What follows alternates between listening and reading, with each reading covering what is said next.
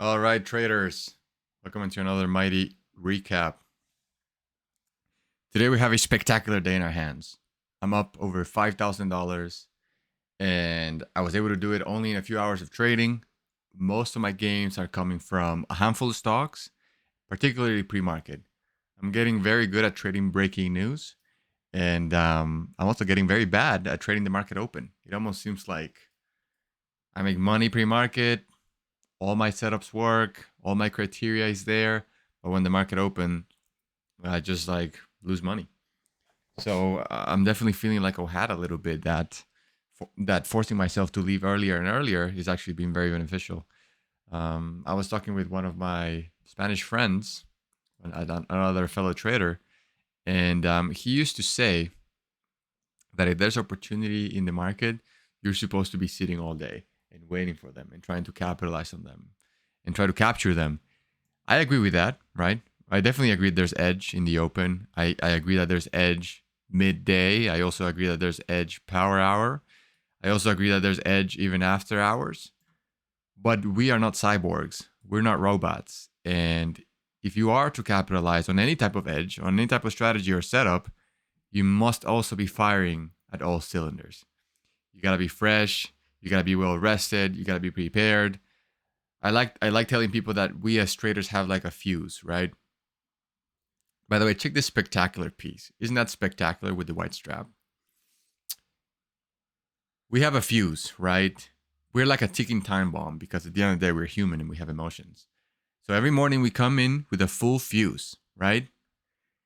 And the second you start losing and making mistakes and committing trading errors and trading the wrong stocks, you're chipping away at that fuse until you get to a point where one more loss can send you snowballing, can send you, revenge trading, forcing trades, trying to make the money back. And that's exactly where I was at the market open.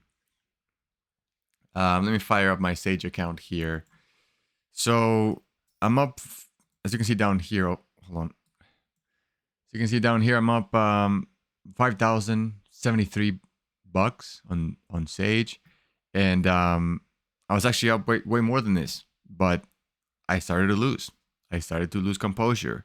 All of a sudden, I was feeling fearful before taking trades, and I just told myself I gotta walk away before I give everything away. I didn't quite lose 50% of my profits, but I did lost like $3,000 off the top. So I was like, either I leave now or I'll continue to piss away profits, and that's not what you want, of course. But all right, let's do a quick recap here. By the way, hope you guys are enjoying the back and forth we're doing with RT and OHAD, providing you guys with at least one daily recap. Even if it's not from me every day, at least you get some sort of content, educational content, every single day here on this channel. So for sure, subscribe. With that said, let's take a look at some of the trades here. So my biggest winner is clearly NTC, right? NTC is my biggest winner. I made the bulk of the profit on this, and like I said, it was all throughout the breaking news spike and then trading all this range, right? I trading it here, anticipating the VWAP breakout, trying to buy the dips around it. Right here, also scalping the range. The thing about us hyper scalpers is that when you look at the chart, it looks very noisy and it looks very choppy. And you would think to yourself, what the hell is the setup you were looking at here? And you're right, there's not a lot of clean setups there. But if you zoom in at a faster time frame, let's go even crazier. Let's go 1 second here. You're gonna discover a new world of setups, a new world of patterns, and a new world of opportunity. So, do you see it? Do you see it? I see it clearly. 1 minute pullbacks, high day breakouts, extended dips, another breakout, right? All that good stuff. So NCT for me was leaning on that front side, and also my Series talking to me, and also being quick to stop trading it when the backside sets in. NTC, NCT. NCT was a Where's this thing from? I don't think it's an American stock. Yeah, Hong Kong. From Hong Kong, and it didn't have news today. Which, of course, is the recipe for it to pump. In case you haven't noticed, the small caps don't make sense, and things that shouldn't go higher, and things that should not go higher, things that shouldn't go higher, and things that should go higher don't go higher. So everything is backwards. The thing about my strategy is that I'm a breakout trader. I trade momentum. I really don't care about fundamentals. I don't care about news. I don't care if the country's Chinese, Israeli, American. I just trade momentum. If the stock is parabolic, making new highs, up 100, 200%, then I'm jumping in and trying to make some money on them. Biggest loss, IOTR.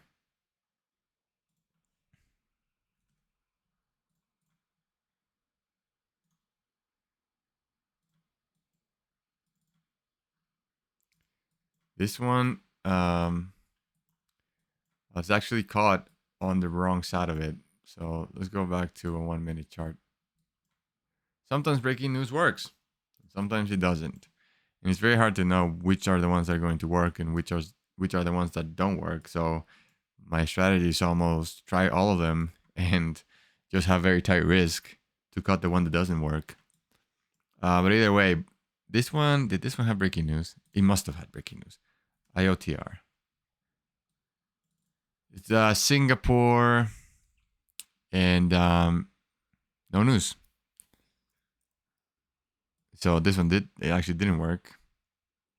Anyways, jumped on the spike, jumped on the breaking news spike, and was selling on the way down here for a loss. Lost about $1,000 on that. Finally, WGRX. Actually, let's talk about SPRC. This is a stock that I missed because I have this rule where if I give 50% of my profits back,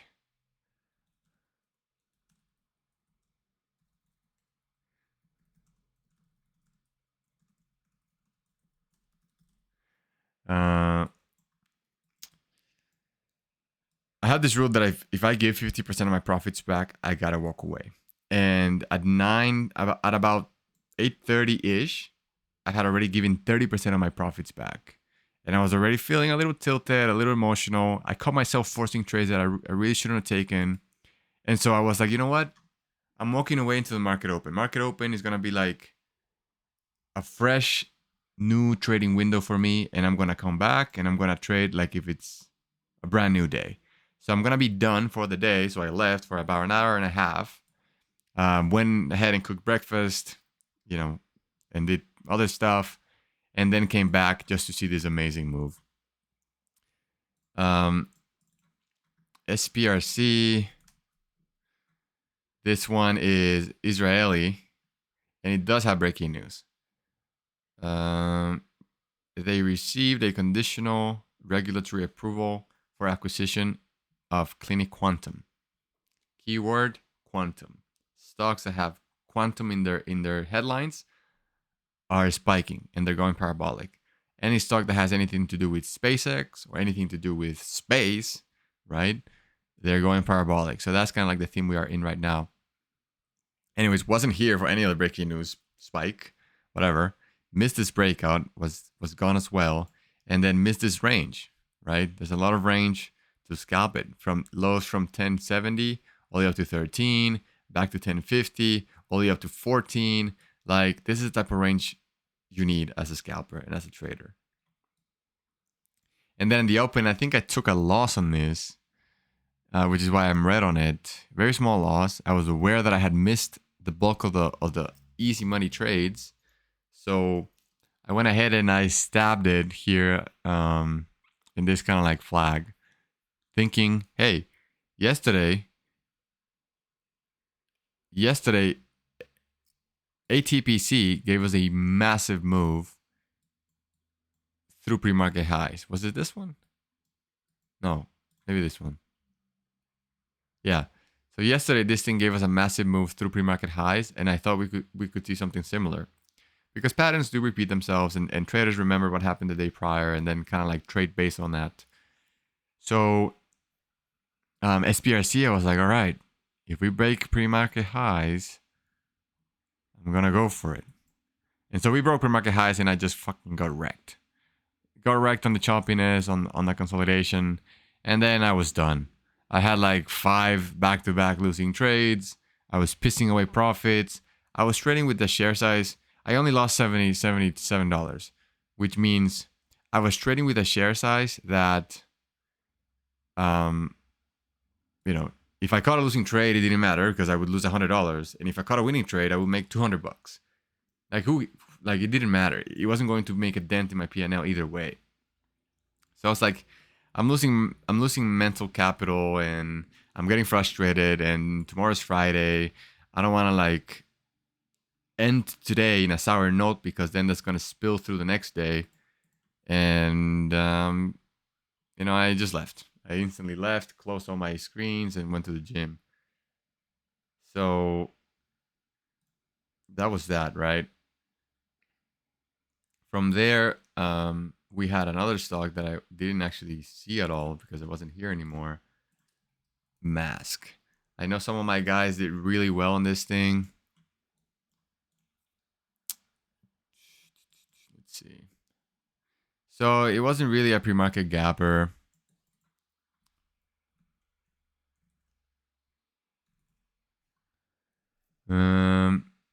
It wait, what? Yeah, it doesn't have news either. China stock.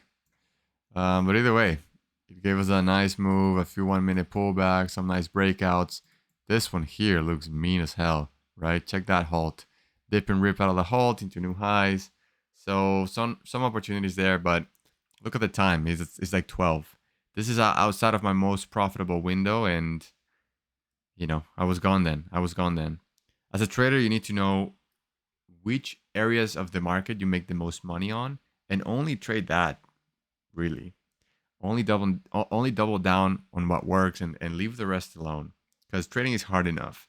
And it's better for you to become a master at one thing than trying to be a master at different time frames, a master at different setups, the master at different times of day. Just get good at one thing, right? And that's what I've been trying to do here in the last like 8 months. Really dial it down to a handful of solid trades. Speaking of that, me and RT have decided that we are shutting down our trading school because it's just too time consuming, and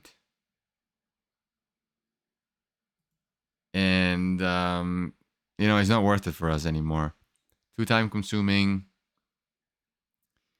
It's very hard to like dedicate time to each single student, and at the end of the day, we are traders. We actually genuinely make a living off trading, unlike everyone else that is a fucking scammer. The ones that aren't scamming are taking a step back. Well, at least not yet. I'm the one that's wanting to take a step back, and RT still wants to like leave the community out and that type of thing. And for that reason, we've done this. So we are gonna let a handful of you guys come in the community before we change everything. We don't know if there's gonna be. We don't. I mean, the chat room, we might leave it forever, but we are removing the coaching calls. We're removing the mentor sessions, the stuff that's time consuming. The course is still there. You can still learn how to trade from it. And just before we say goodbye, we are doing our biggest discount ever. So if you want to learn the hyperscalper strategy, check it out. We're doing 60% off with no PDT. Coupon code no PDT. And this is going to be in the description down below. With that said, see, like, I have a list of things to sell, but like, whatever. There's stuff in the description down below. Check it out.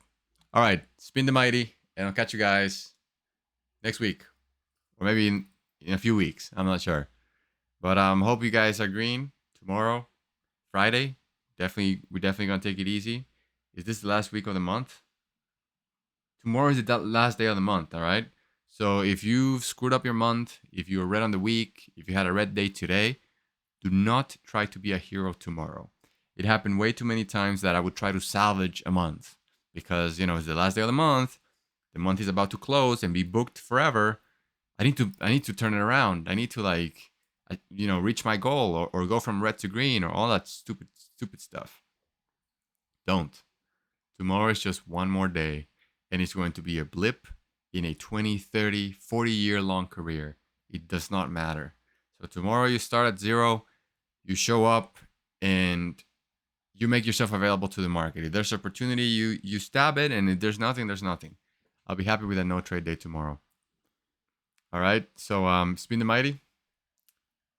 Stay safe. Use your brain cells. Use your brain cells for once. And don't screw up tomorrow. All right. See you guys later.